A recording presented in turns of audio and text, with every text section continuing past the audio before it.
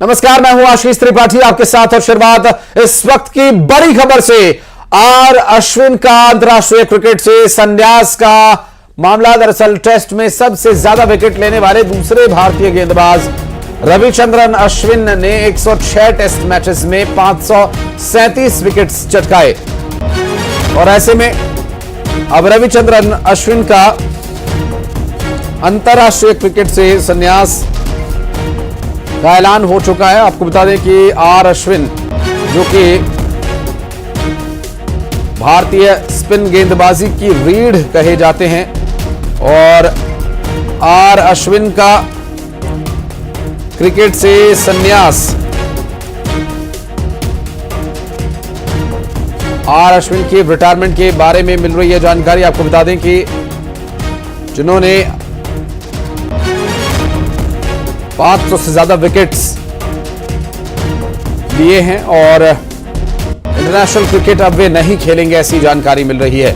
इस वक्त की बड़ी खबर आपको बता दें, ये रविचंद्रन अश्विन जो कि भारत के बड़े स्पिन गेंदबाज हैं और आर अश्विन ने रिटायरमेंट का ऐलान कर दिया है। 38 साल की उम्र में ही उन्होंने रिटायरमेंट की घोषणा कर दी। दरअसल बॉर्डर गावस्कर ट्रॉफी के बीच में ही उन्होंने अपने अंतर्राष्ट्रीय क्रिकेट की संन्यास का ऐलान किया है।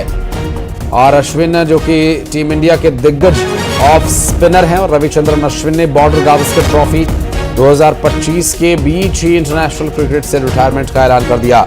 अश्विन को ऑस्ट्रेलिया के खिलाफ जारी 5 मैचेस के टेस्ट सीरीज के दूसरे मैच में मौका मिला था, लेकिन उन्होंने अच्छा प्रदर्शन नहीं किया और आगे शायद उनको मौका मिलने की उम्मीद कम है, क्योंकि ब्रिस्बेन में रविचंद्र जडेजा ने अच्छी गेंदबाजी की और अश्विन के रिटायरमेंट की उसी समय से चर्चा हो रही है जब वे ड्रेसिंग रूम में इमोशनल नजर आए थे और विराट कोहली के साथ उनकी वो तस्वीर सामने आई थी। आर अश्विन जिन्होंने 116 वनडे मैचेस में 156 विकेट्स लिए और टेस्ट में 6 शतक भी उन्होंने लगाए हैं। और अब बढ़ते हैं आगे 100 बड़ी खबरों पर फटाफट अंदाज में डालते हैं नजर। सुपरफास्ट खबरों पर नजर डालें उससे पहले एक बड़ी खबर आपको बता दें, प्रदेश में प्राइवेट स्कूल्स में फीस को लेकर एक बड़ा फैसला लिया गया और बड़े फैसले की तैयारी माफ कीजिएगा। कोई भी स्कूल ट्रांसपोर्ट की फीस अलग से नहीं ले सकेगा।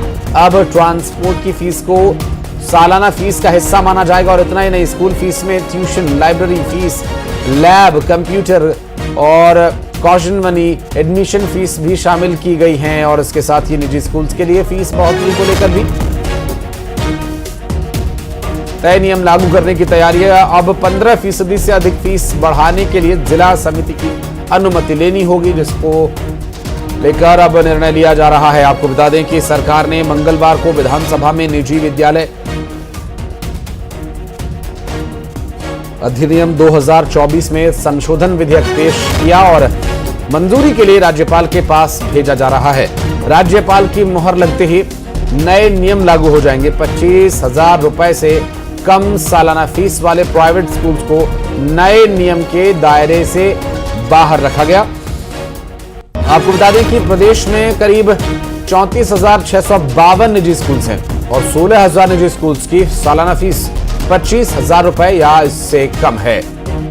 और सालाना फीस का जो हिस्सा ट्यूशन फीस, एडमिशन फीस के नाम पर अलग अलग तरीके से लिया जाता था, अब वो एक साथ लेना होगा। और शैलेंद्र भदौरिया इस बीच हमारे साथ जुड़ गए। शैलेंद्र, अभी निर्णय लिए जाने की तैयारी है या निर्णय ले लिया गया है? लिया गया है तो कब से ये लागू होगा? क्या है डिटेल्स स्कूल फीस को लेकर ले जा रहे निर्णय के बारे में?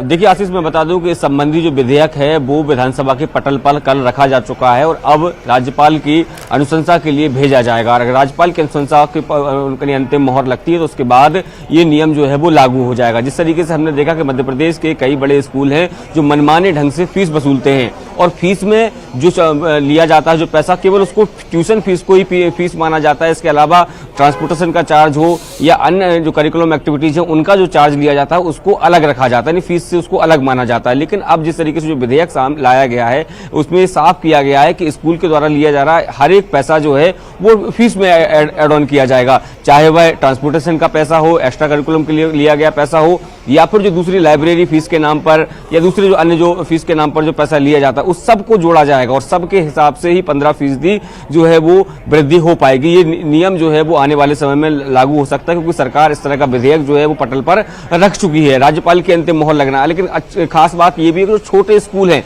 उनको परेशान होने की जरूरत नहीं है। जिन स्कूलों की वार्षिक फीस जो है वो 25,000 या उससे कम है, ऐसे स्कूलों पर यह नियम लागू नहीं होगा। लेकिन जिस तरीके से हमने पिछले दिनों देखा, चाहे जबलपुर की घटना हो, भोपाल की घटना हो या फिर इंदौर में जो तस्वीरें निकलकर सामने आई थी कि अभिभावकों से मोटी रकम वसूली गई, यानी मनमाने स्तर पर ये स्कूल संचालक जो हैं वो अपनी फीस में वृद्धि कर देते थे और छात्रों के अभिभावकों से फीस वसूली जाती थी। जबलपुर कलेक्टर ने तो कई ऐसे इस तरह के मामले भी सामने आए थे कि अभिभावकों को पैसे भी लौटाए गए थे। तो निश्चित तौर पर एक जो अधिनियम में संशोधन की जो बात सामने आ रही है, यदि संशोधन ये पास होता है तो निश्चित तौर पर अभिभावकों को इससे काफी राहत मिलेगी। जी स्वाभाविक है, और ऐसे में अब राहत कब तक शैलेंद्र मिल पाएगी भी देखने का विषय होगा। आप नजर बनाए रखिएगा। आगे डिटेल्स लेने के लिए फिर लौटेंगे आपके पास। बहुत बहुत शुक्रिया आपका इस पूरे मामले पर जानकारी देने के लिए। और अब बढ़ते हैं आगे, फटाफट अंदाज में दिखाते हैं आपको 100 बड़ी खबरें। शुरुआत करते हैं सुपरफास्ट 100 की।